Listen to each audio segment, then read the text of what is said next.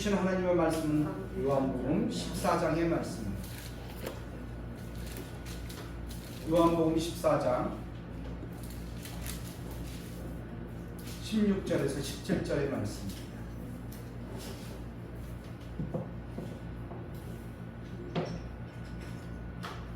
(16절) (17절) 같이 읽습니다. 내가 아버지께 구하겠으니 그가 또 다른 보혜사를 너희에게 주사 영원토록 너희와 함께 있게 하리니 그는 진리의 영이라 세상은 능히 그를 받지 못하나니 이는 그를 보도 못하고 알지도 못합니다. 그러나 너희는 그를 아나니 그는 너희와 함께 거하시며 또 너희 속에 계셨음이라. 아멘. 하나님 아버지 참으로 감사합니다. 오늘 우리가 누구와 함께 삽니까? 물론 가족과, 육적으로는 가족과 함께 삽니다. 친구들과 함께 삽니다. 그런데 오늘 우리가 진정으로 살아야 될 분은, 같이 함께 살아야 될 분은 누굽니까? 바로 성령님이십니다. 오늘 이 성령님께서 우리에게 오셔서 우리와 동행해 주십니다. 그로 말미암아서 우리가 영적으로 더욱더 건강하게 하시고 더욱더 충만케 하시고 주님 앞에 기쁨이 되게 하여 주시니 감사합니다. 특별히 이 말씀을 통해서 하나님 주시는 그 귀한 하나님의 음성을 듣게 하시고 깨닫게 하시고 느끼게 하시고 체험케 하시고 따르게 하시고 순종케 하여 주옵소서. 오늘도 이 말씀 충만케 하심을 믿고 감사드리며 예수님의 이름으로 기도하옵나이다. 아멘. 할렐루야. 하나님께서 우리와 함께 하십니다.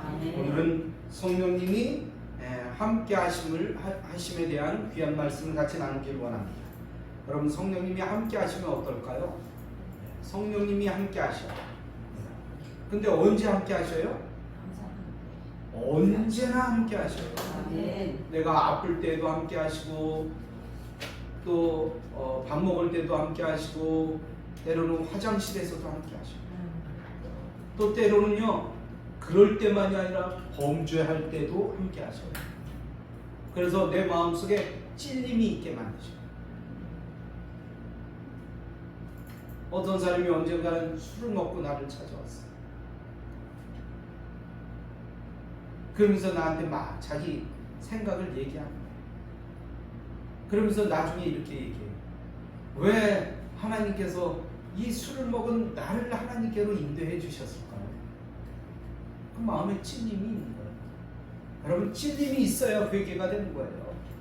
오늘 여러분의 마음속에 하나님의 말씀이 들어갈 때 찔림이 있기를 축복합니다. 그래야 살 수가 있어요. 범죄를 했다 할지라도 회개하고 자수할 때 역사가 일어나는 거예요. 사는 역사가 일어나는 거예요. 자수하지 않고 숨어 있다 잡히면 어떻게 됩니까? 결국엔 그 대가를 지불받는 겁니다. 오늘 성령님이 함께 하십니다. 말씀을 들을 때 뜨거운 역사가 있기를 주님의 이름으로 축복합니다. 여러분, 사람들은요 자기 이름 이외에 별명이 있어요. 별명. 여러분의 별명은 뭡니까? 어렸을 때 별명이 있죠? 네. 근데 대개가 그 사람의 성격이나 그 사람의 겉모습을 보고 그 별명을 지어요. 예쁘게 생긴 아이를 보고 뭐라고 합니까? 이쁜이라고 그러죠. 예쁜이. 생김새가 좀 뚱뚱하고 두둑하면 뭐라고 합니까? 야 돼지야 이래요. 듣기 싫죠. 어쨌든 그게 그 사람의 별명이 될 수가 있다는 거예요. 행동이 굼뜨거나 우직하면 곰이라고 부릅니다. 곰. 야 곰아. 너무 또 큰 소리로 막 소리치는 사람한테 대포라고 별명을 붙잖아요. 대포. 누구의 말도 아무리 들어도 노용도 않다. 우리 학교 다닐 때 그런 친구가 있어요. 아무리 누가 뭐라 그래도 싱글싱글 웃어. 그래서 너무 그 노용도 안 타고 누가 뭐라고 얘기해도 듣지도 않기 때문에 얼굴을 철판이라고 했어요. 철판. 그런데 정말 똑똑하고 뭐든지 철저해. 틀림이 없어요. 그럼 그 사람은 뭐라고 합니까? 컴퓨터라고. 컴퓨터. 저 사람은 컴퓨터야. 저 사람은 컴퓨터. 그런데 많은 사람들이 자기 별명을 별로 좋아하지 않아요. 왜냐하면 자기 약한 모습, 또 부족한 모습을 가지고 그걸 별명으로 만들었기 때문에 그래요. 누가 돼지야 그러면 누가 좋아하겠습니까? 그런데요, 이게 세월이 한참 흘러도요, 그 사람 이름은 잊어버려도 별명은 기억나는 사람이 있어요. 아, 그 사람 이름은 잊어버렸어. 아, 근데 그 사람 별명은 생각나. 그럴 정도로 이 별명은 그 사람의 어떤 성격이나 모습이나 특성에 맞게 어떻게 그렇게 만들었는지 잘 모르겠어요. 네. 요번에 올림픽 하면서도 별명이 붙은 여자 선수 있죠? 탁구 선수. 잘 모르세요? 삐약. 네. 삐약이라고. 탁구를 얼마나 예쁘게 잘 치고 생글생글 웃으면서 이번에 동메달 2개나 땄어요. 삐약이라고. 삐약. 탁구 할 때마다 막 에너지바를 먹고 막 음료수를 마시면서 그 모습이 얼마나 좀 사람들의 모습에 힘을 줬든지, 그 에너지바 먹는 모습 그걸 보고서 그 에너지바가 뭐냐? 그래갖고 동이 났대요. 동이 났대. 제조사에서 그게 없어서 못 팔릴 정도로 동이 났대요. 저 삐약이가 먹는 게 뭐냐? 삐약이가 먹는 게 뭐냐? 여러분, 저도 한번 먹어보고 싶네요. 그래갖고 설교할 때마다 힘들면 한 입씩 먹고 한 입씩 먹고 설교하면 어떻겠습니까? 그래요. 그런데 오늘 본문에 보니까 예수님께서 성령을 별명으로 부르셨는데 이게 바로 보혜사입니다. 뭐라고요? 보혜사. 보혜사는 아버지께서 내 이름으로 보내실 성령을 말씀하시는 거예요. 그래서 예수님께서는 성령을 별명으로 부르셨는데 그 이름을 뭐라고 그랬다고요? 보혜사. 보호해 주시고 은혜를 베풀어 주시고 사랑해 주시는 보혜사. 그러면 예수님께서는 왜 성령을 보혜사라고 부르셨을까요? 도대체 보혜사란 어떤 뜻일까요? 보혜사란 말은 성경 원어로 원래 파라라는 데, 파라클레토스라고 그러는데, 파라 그러면 옆에라는 뜻입니다.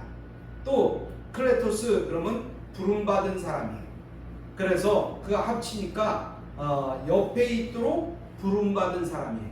옆에 있도록 부름받은 사람. 옆에서 뭐 해줍니까? 도와주잖아요. 응원해주잖아요. 잘했다고 박수 쳐주잖아요. 이게 바로 우리의 보혜사입니다. 바로 성령님의 별명이세요. 예수님께서 보실 때 성령님의 가장 두드러진 특징은 세상에 오셔서 항상 그리스도인과 함께 계신다는 거예요. 함께, 우리와 함께 계시는 거예요. 그래서 우리의 보혜사가 되신다는 것입니다. 이 성령의 특징은 본문 안에서 보다 선명하게 확인할 수 있는데, 본문을 보면 또 다른 보혜사를 너희에게 주사라는 말씀이 나옵니다. 또 다른 보혜사를 너희에게 주사. 원래 보혜사는 누구십니까? 예수님이잖아요. 그런데 또 다른 보혜사를 너희에게 주신다고 말씀하고 있어요. 그러니까 원래 보혜사 예수님이 계신데 다른 보혜사를 주시겠다는 말이에요. 그리고 그 또 다른 보혜사가 바로 성령이라는 말씀이에요. 성령님의 다른 별명. 본문을 포함하고 있는 요한복음 13장 31절에서 16장 33절까지의 말씀은 예수님의 고별 설교입니다. 고별 설교. 예수님이 이제 십자가에 달려 돌아가시기 전 그의 길을 가시는데 그 제자들을 향해서 주시는 고별 설교예요. 어떻게 보면 고별 설교 마지막 설교입니다. 이 마지막 6월절 만찬을 드신 후에 예수님께서는 그 제자들의 발을 일일이 다 닦아주셨어요. 그리고 제자들에게 마지막으로 유언처럼 이제 말씀을 하시는 거예요. 내가 너희의 발을 씻겼듯이 너희도 남의 발을 씻어주어라. 내가 너를 사랑하여 주었듯이 너도 남을 사랑하여 라고 말씀하시는 거예요. 예수님께서는 지난 3년 동안 제자들 곁에서 제자들을 지켜주셨고 보살펴 주셨고 사랑해 주셨고 그들을 인도해 주셨고 이끌어 주셨습니다. 그런데 이제는 제자들을 곁을 떠나셔야만 했던 것입니다. 이 말씀을 들은 제자들이 너무나 두려웠고 떨렸습니다. 염려가 됐습니다. 그런데 예수님께서는 이 고별 설교 도중에 제자들에게 한 가지 중요한 약속의 말씀을 주셨어요. 그것은 바로 다른 보혜사가 올 것이라는 것입니다. 다른 보혜사. 예수님께서 지난 3년 동안 보혜사로 제자들 곁에 계시면서 도왔던 것처럼 이제 다른 보혜사가 오셔서 제자들 곁에 계시며 도와주실 것이라는 말씀. 그 다른 보혜사가 바로 성령입니다. 여러분, 성령과 동행하는 여러분이 되시길 주님의 이름으로 축복합니다. 성령은 예수님께서 약속하신 대로 보혜사로 우리 그리스도인들 곁에 오셨어요. 약속대로 오셨어요.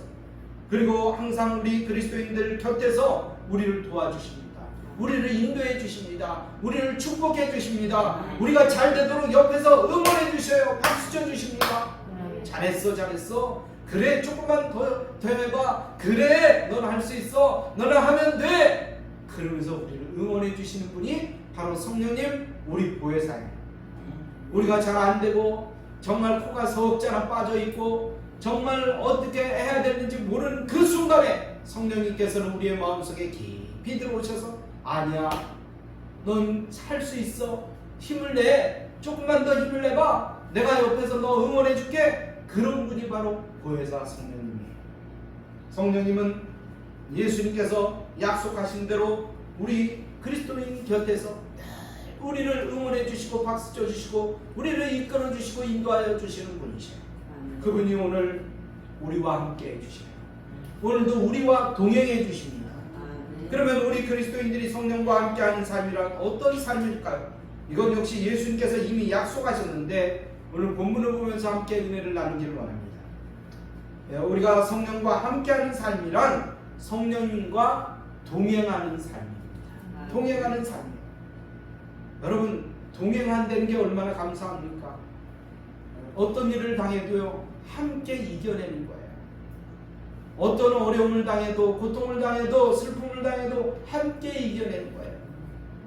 여러분, 옛날 우리 속담에 백치장도 맞들면 가볍다라는 말이 있어요. 어려움도요, 같이 나누면 더 가벼워지고요, 오히려 금세 이겨낼 수 있는 힘이 있는 거예요. 오늘 16절 말씀에 보니까 예수님께서 이렇게 말씀하십니다. 내가 아버지께 구하겠으니 그가 또 다른 보혜사를 너희에게 주사 영원토록 너희와 함께 있겠다라는 말씀. 함께 있겠다. 예수님께서 또 다른 보혜사 성령님이 오시면 이제 제자들과 영원토록 함께 있게 될 것이라고 말씀하십니다. 원래 보혜사이신 예수님께서는 이 땅에 오실 때 임마누엘로 오셨어요. 임마누엘이 무슨 뜻입니까? 내가 너희와 함께하는 거예요. 그 말씀 그대로 예수님께서 이 세상에 오심으로 제자들은 하나님께서 함께 하시는 놀라운 은혜를 체험할 수 있었던 거예요. 바로 임마누엘의 예수님으로 말미암아 하나님과 동행할 수 있는 삶을 살게 되는 거예요. 여러분, 어떠십니까? 하나님과 동행하면 두려울 게 없어요? 여러분, 어렸을 때 우리 아빠하고 동행하면 어땠습니까? 우리 엄마와 함께하면 어떻습니까? 자랑스러운 거예요. 자랑스러운 거야. 그러면서 애들 앞에 가서 그러죠. 우리 아빠야, 우리 아빠. 우리 엄마야. 자랑스럽게 얘기하잖아요. 그때는 어떻게 생각했어요? 우리 아빠 못할 게 없는 사람이야. 나라면 아주 죽는 사람이야. 나를 사랑해 주시는 분이야. 내가 어떤 일을 당해도 옆에서 나를 응원해 주시는 분이야. 우리 아빠야. 그래요. 우리 주님도 그런 분이 있어요.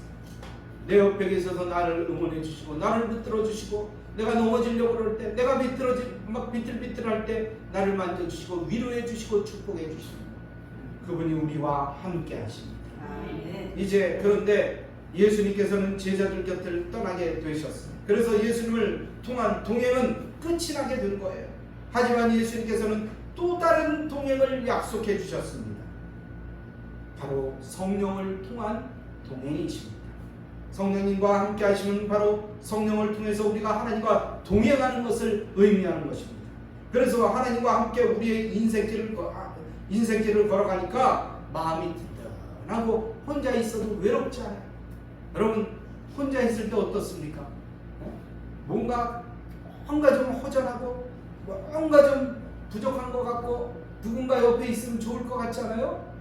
그래서 우리는 남자들과 여자들 결혼합니다. 결혼을 해요. 혼자 있기 싫어요. 나이가 먹으니까 같이 있고 싶어요. 그런데 이제 나이가 더 먹으니까 다 떠납니다. 이리 떠나고 저리 떠나고 친구도 떠나고 부부끼리도 서로 떠납니다. 그럴 때 누구와 동행합니까? 성령님과 동행해요. 성령님과 동행해요. 그래야 외롭지 않습니다. 쓸쓸하지 않습니다. 하나님 함께 해주시고 성령님이 함께 해주시니 마음이 든든하고 외롭지 않은 거예요. 우리가 살아가는 인생길은 곁에 가족이 있어도 심지어 아내가 있어도 남편이 있을지라도 늘 함께 할 수는 없다는 거예요. 때로는 힘들고 고통스러울 때 정작 옆을 보면 아무도 없다는 거예요. 그러나 우리 예수님께서는 우리에게 약속을 주셨어요. 다른 보혜사 성령을 보내주시겠다는 거예요. 할렐루야. 성령께서 보혜사로 늘 우리 곁에 오셔서 동행하시겠다는 것이에요. 그래서 우리는 결코 혼자가 아닙니다. 혼자가 아니에요. 누구와 함께 하기 때문에? 하나님과 함께 하시고 성령님과 함께 하기 때문에 주님께서 보내신 이 성령과 동행하고 있기 때문에 우리는 혼자가 아니에요. 이는 우리에게 더할 수 없는 은혜이며 축복인 것입니다. 성령님과의 동행은 아주 축복이며 특별한 동행입니다. 본문 17절에 보니까 이렇게 말씀합니다. 그는 너희와 함께 거하시며 또 너희 속에 계시겠습니다. 그리고 20절에 보면 또 이렇게 말씀하십니다. 그날에는 내가 아버지 안에 너희가 내 안에 내가 너희 안에 있는 것을 너희가 알리라. 너희가 알 것이라는 거예요. 네 마음속에 성령님이 계시는 걸 알겠다는 거예요. 깨닫겠다는 거예요. 느끼겠다는 거예요.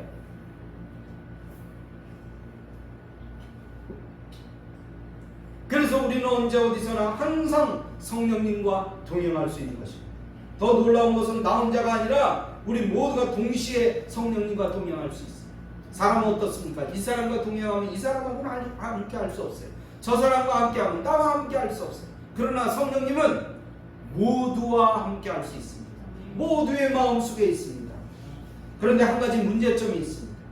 성령님과 동행은 영적 동행이기 때문에 자칫 동행 자체를 의식하지 못할 수 있다는 거예요. 내 마음속에 계시고 내 생각 속에 계신데 모를 수 있다는 거예요. 느끼지 못할 수 있다는 거예요. 과거 제자들은 어땠습니까? 예수님과 동행은 어려움이 없었어요. 왜? 옆에 계시니까. 실제로 눈에 보였으니까. 예수님한테 말을 걸면 예수님이 바로바로 대답을 해주시니까. 만지면 만질 수가 있으니까. 그러니까 분명하게 확인할 수가 있었어요. 그러나 오늘날 성령님과 동행은 어떻습니까? 성령님은 영이시기 때문에 우리와 육적 감각으로 확인할 수가 없다는 거예요. 성령님과 동행은 영적으로만 확인이 가능하다는 것입니다.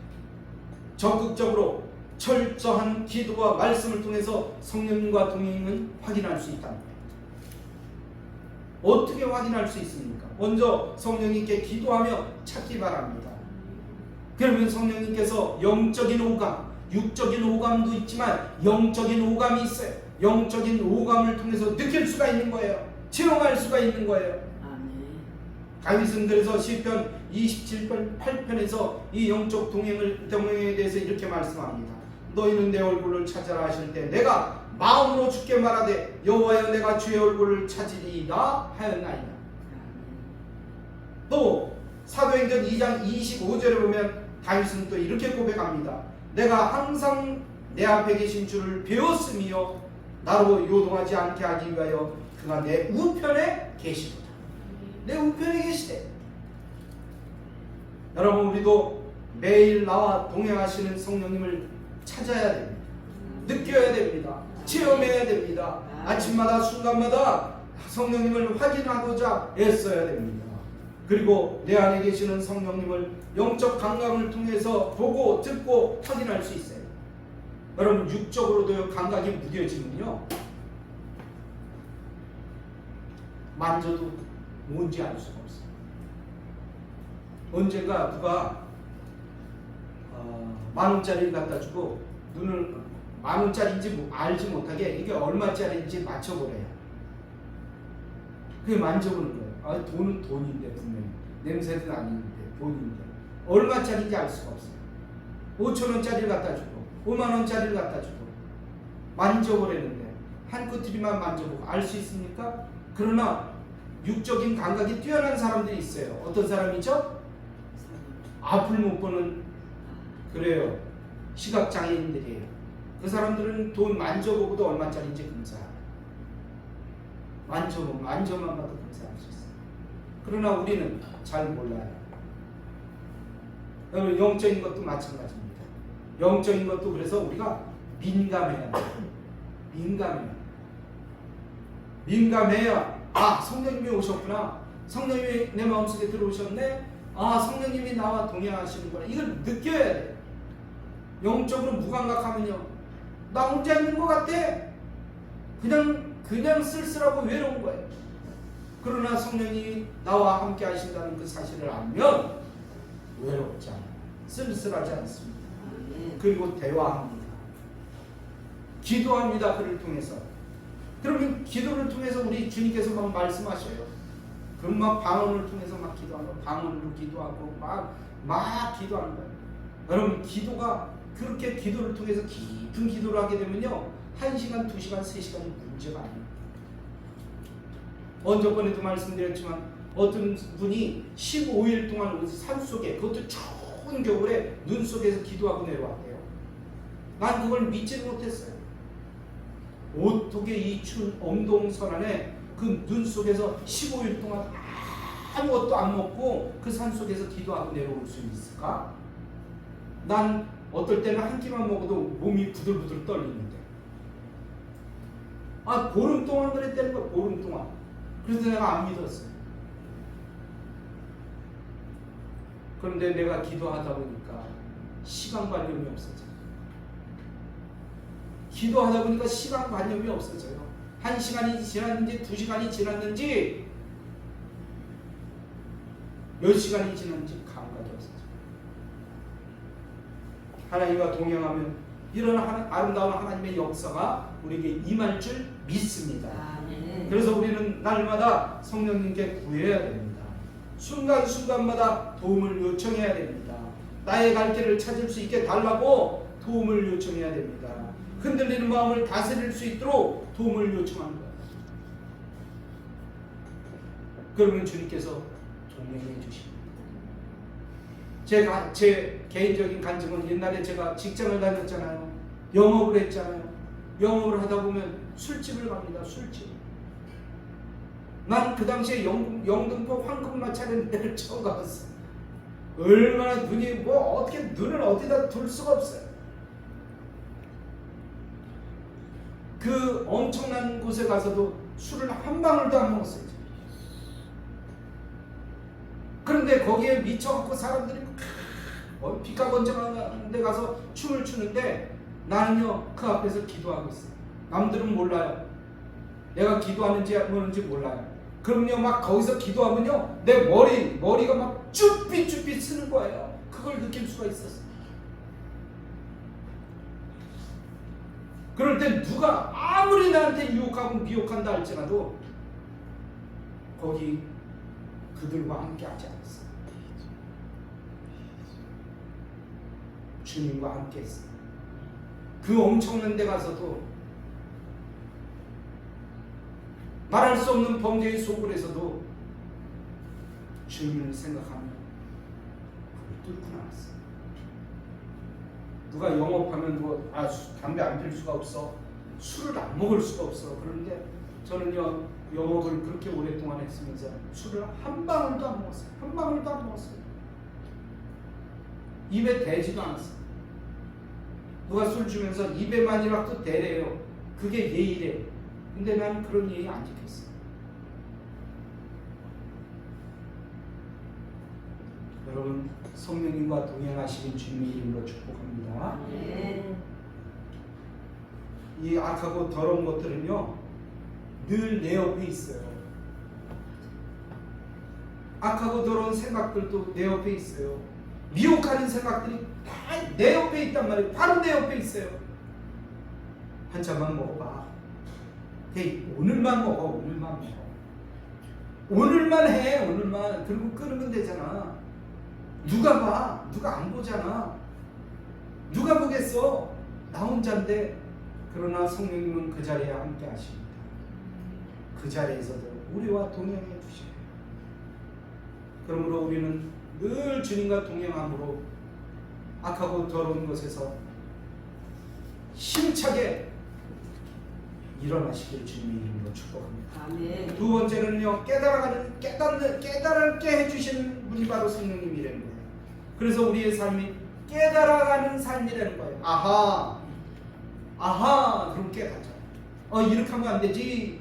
이렇게 하면 잘못된 길이지. 돌아서야 되겠구나. 깨닫게 해주십니다. 오늘 17절 말씀이니까 예수님께서는 그는 진리의 영이라 말씀하십니다. 진리의 영이라. 이는 보혜사이신 성령님께서 우리와 동행하시며 하시는 사역 가운데 가장 대표적인 것이 무엇이냐? 바로 진리를 깨닫게 해주시는 거예요. 그래서 예수님께서 보혜사이신 성령님을 진리의 영이라고 말씀하시는 거예요. 사도 요한은 성령은 우리에게 깨닫게 하신다고 말씀하고 있습니다. 무엇을 깨닫게 해주십니까? 말씀을 깨닫게 해주셔요. 그때 하신 말씀이 바로 그 말씀이구나 깨닫게 하시죠. 오늘 14장 26절에 보면 보혜사 곧 아버지께서 내 이름을 보내실 성령 그가 너희에게 모든 것을 가르치고 내가 너희에게 말한 모든 것을 생각나게 하리라. 생각나게 하는 거예요. 이는 예수님께서 제자들 곁을 떠나신 뒤에 성령님께서 보혜사로 오셔서 제자들에게 예수님께서 하셨던 말씀을 생각나게 하시는 거예요. 베드로가 너 그렇게 예수를 믿는다고 그랬지만 예수님께서 뭐라고 말씀하셨어요? 네가 다 울기 전에 나를 3번 부인하라.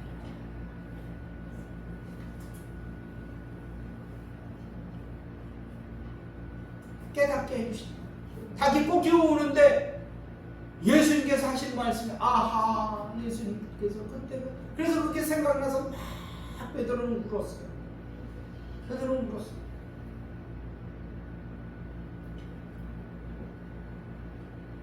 실제로 사도행전 2장에 보면 2장에서부터 사도들의 설교가 이제 기록되어 있습니다.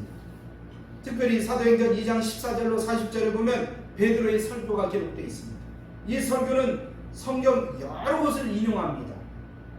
너무나도 적절한 인용과 적당한 인용을 하고 있는 말씀을 우리는 볼 수 있습니다. 그런데 베드로가 어떤 사람이었습니까? 평상시에 예수님 앞에 제자로 서기 전까지는 뭐 하는 사람이었어요? 어부였잖아요. 성경 보고 성경을 연구하던 사람이었어요? 어려서부터? 아닙니다. 그런데 그 많은 사람 앞에서 하나님의 말씀을 전하는 거예요. 오늘날처럼 원고 봤을까요? 그때 성경이 있었습니까? 아니요, 성경 없었어요. 근데 어쩜 그렇게 구약의 말씀을 착착 갖다 붙여놓고 그러면서 말씀을 전합니까?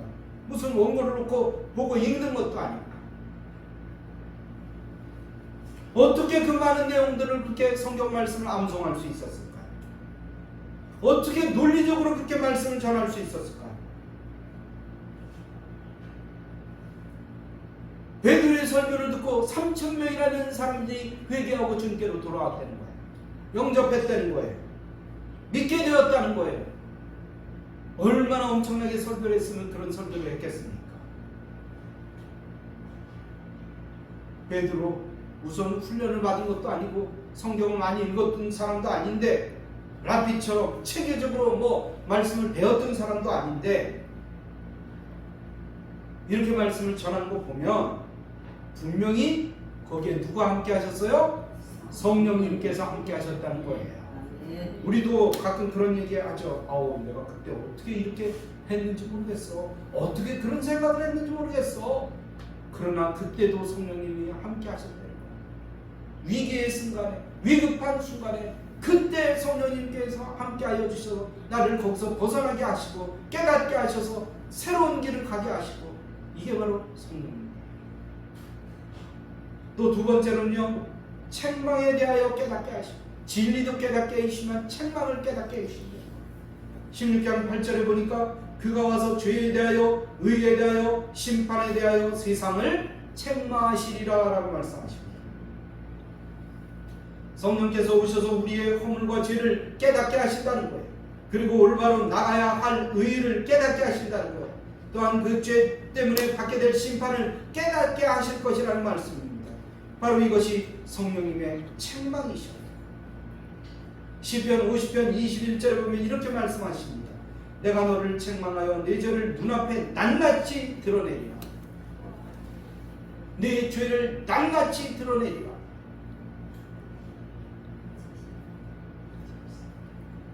죄를 깨닫게 해주신다.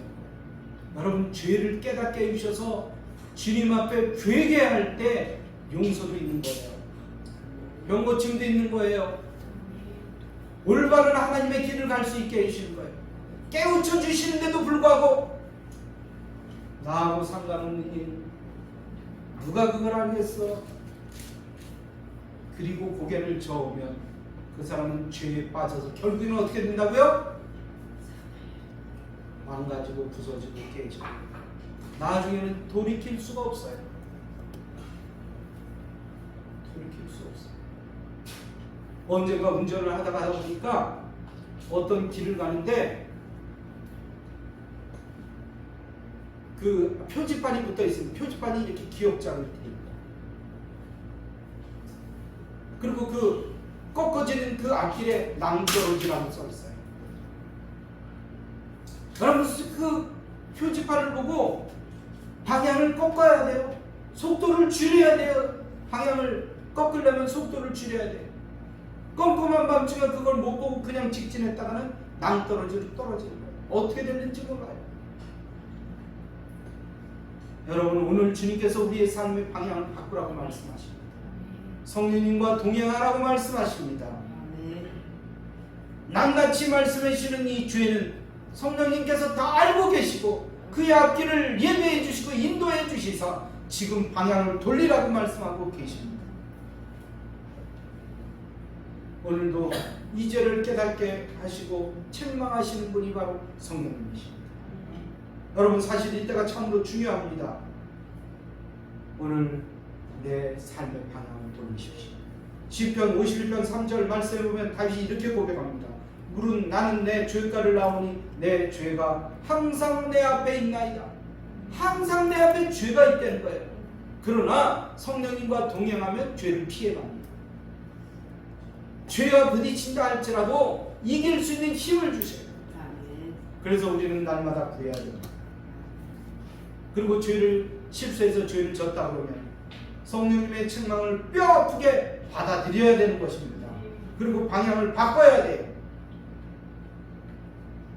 그리고 주님 앞에 엎드려야 됩니다.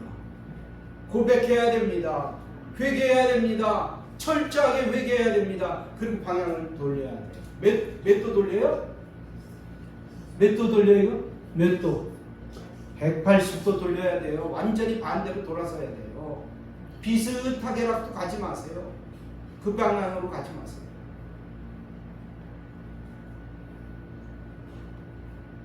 완전히 반대편으로 가시기 바랍니다. 여러분, 이렇게 말씀 주시면 오늘 하나님의 특별한 은혜입니다. 여러분, 오늘 이 말씀 들었으면 하나님께로 향하십시오. 이게 은혜예요. 은혜. 연약한 우리는 때로 실수할 수 있습니다. 죄를 범할 수도 있어요. 그래서 자칫 하나님의 책망을 받을 수도 있는 거예요. 그러나 하나님께서는 회개할 기회를 주십니다. 다시 돌아올 수 있는 기회를 주시는 거예요. 바로 이것이 성령님과 동행하는 성령의 역사입니다. 그러므로 우리는 잘못했을 때 철저히 회개하고 주님께로 돌아오기를 주님의 이름으로 축복합니다. 돌아와야 용서받을 수 있고 내 삶을 바르게 온전하게 살 수 있는 기회가 주어진다는 것입니다. 결론의 말씀을 드립니다. 성령은 오늘도 예수를 믿는 이들에게 임하십니다. 그리고 우리 안에 내주에 계십니다. 내 마음속에 계시다는 거예요. 그래서 그리스도인들은 오늘도 성령과 함께하는 삶을 살아간다는 것입니다. 성령님께서는 우리와 동행하실 뿐만이 아니라 진리의 영으로 깨닫게 하시고 이 시간 성령과 함께 하심으로 우리의 삶이 더욱 풍성해지는 삶을 살 수 있습니다. 이 풍성한 삶이 여러분의 삶이 되기를 주님의 이름으로 축복합니다.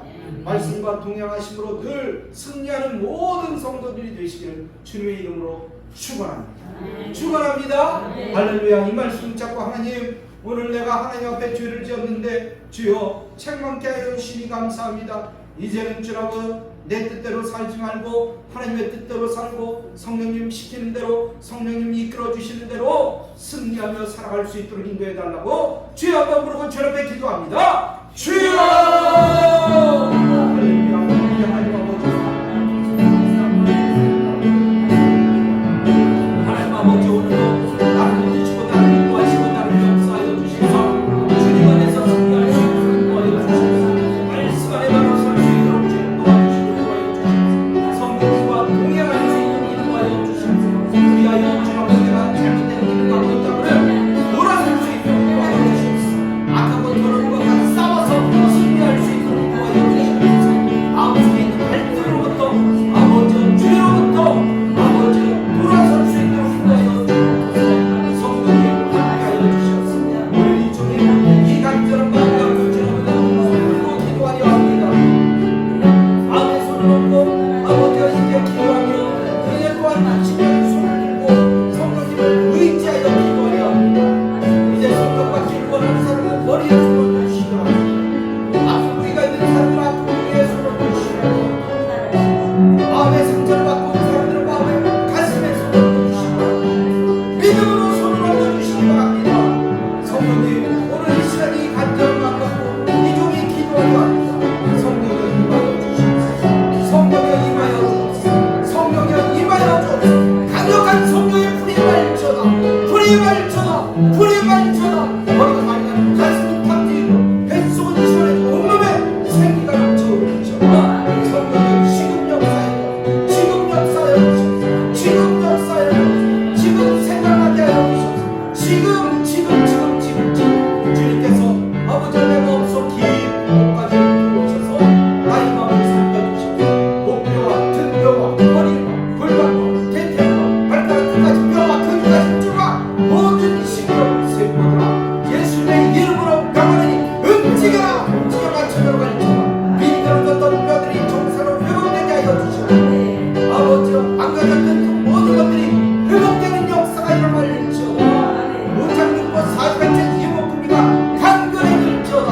악하고 더러운 바이러스야 예수님의 이름으로 명하노니 이 가슴에서 떠나가 없어져 사라져. 이 마음을 괴롭히며 욕심을 괴롭히며 낙하고 더러운 다 떠나갈지어다. 빈들어졌던 뼈들이 정상으로 회복되게 하여 주시고 망가졌던 그 모든 것들이 나 하나하나 회복되는 역사가 일어날지어다.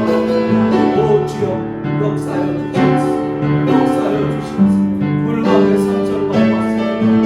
어찌할 거에 가난하고 주님을 배웠습니다. 주여 만져주시옵소서. 위로하여 주시옵소서. 아버지 날마다 성령님과 동행함으로 깨닫게 하여 주시옵소서. 내 삶의 올바른 길을 열어주시옵고 그 길로 인도하여 주시옵고 내가 따라갈 수 있는 의지를 허락하여 주시옵소서. 악하고 더러운 것들을 이겨내고 완벽하게 주님의 길로 갈 수 있도록 주여 역사하시고 인도하여 주시옵소서. 오늘 이 말씀은 내게 주신 말씀입니다. 다른 사람에게 주는 말씀이 아니라 내게 주는 말씀으로 듣게 하시고 내가 실행할 수 있도록 인도하시고 내가 따라갈 수 있도록 인도하시고 아버지의 악하고 더러운 길에서 벗어나게 하여 주시옵소서. 연약한 그 모든 것들이 강해지게 하여 주시옵소서. 성령님과 동행하고 내 삶이 새로워지게 하여 주시옵소서. 아버지여 이 어떤 길이든 주님과 동행함으로 인해서 뜨겁게 성령 충만하게 할 수 있도록 도와주시고 이 모든 것을 이길 수 있는 힘은 성령 충만을 허락하여 주옵소서. 오 주여 역사하여 주시옵소서. 오 주여 감사합니다. 주여 감사합니다. 주님의 뜻을 이루어 주옵소서.